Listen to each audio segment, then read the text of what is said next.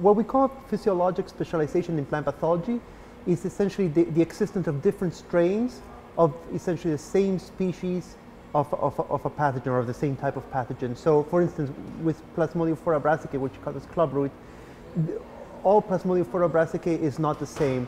Some strains can attack, for instance, cabbages, other strains can attack maybe Brassica napus canola, so there can be different species, but they can also, some strains may be able to attack one type of or variety of canola, but not another one.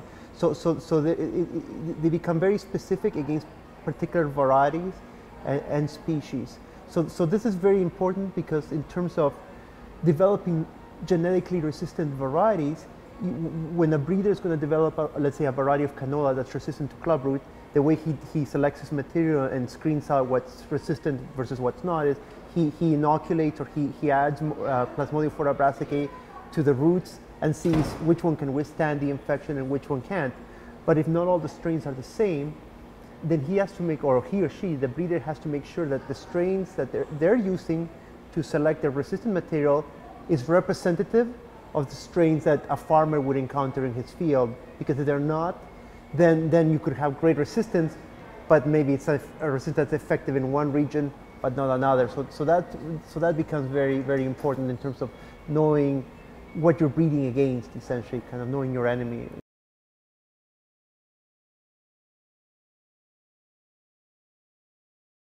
So there's different systems to identify strains, but what we've seen is that they're using the various systems. We've seen that there are multiple strains of the clubroot pathogen in Canada, and these strains are not all equal in terms of their ability to attack canola.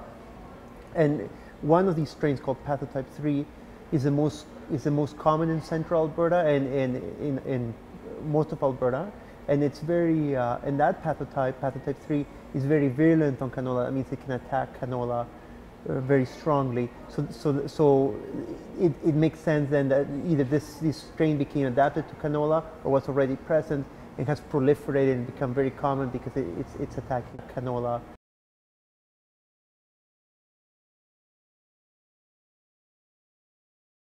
As Agriculture Canada, basically, I have been focused on the genetic control, on the diseases.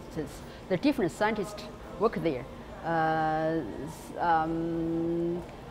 But my project for identify resistant gene and map resistant gene and develop markers, molecular markers, a kind of for breeding tool. And also we trying to transfer the resistant gene from the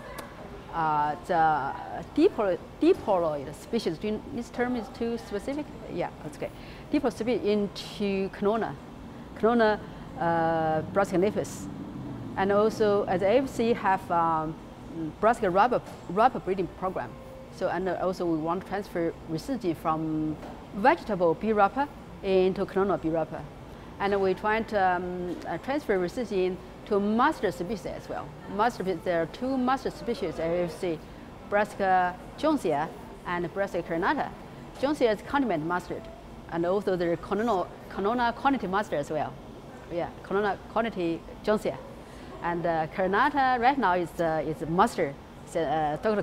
Kevin Fogg wants to develop a canola type carinata as well. So we're trying to transfer resistant gene to all these crops. 4 crops at the AFC actually: napus, canola, rapa canola, jonesii, and also carinata.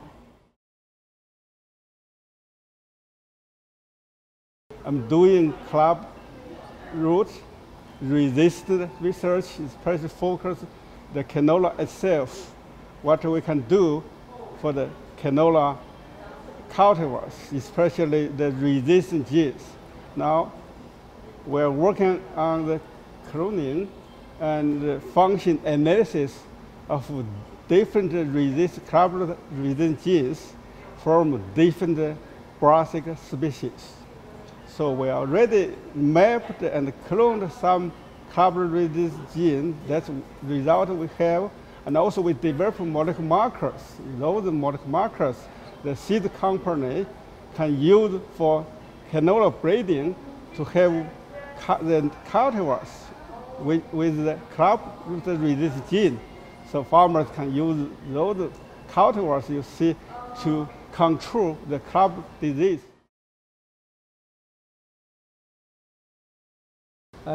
We have screened 275 accessions of different Brassica species to identify which accession or accession or line carry resistance to this disease. We collected this germplasm from worldwide, that's from different gene bank, universities and research institutes.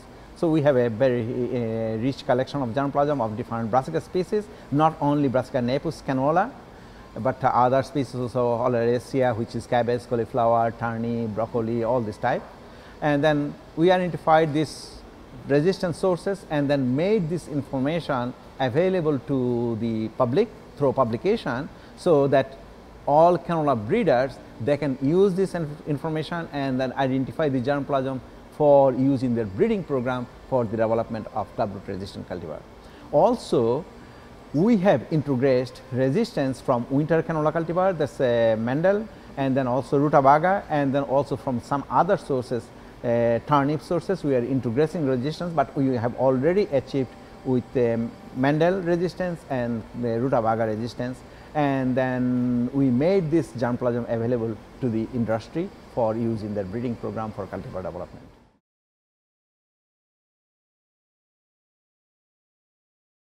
When we started with Clubroot, we really didn't know anything about it, particularly in a canola context or in a Canadian context.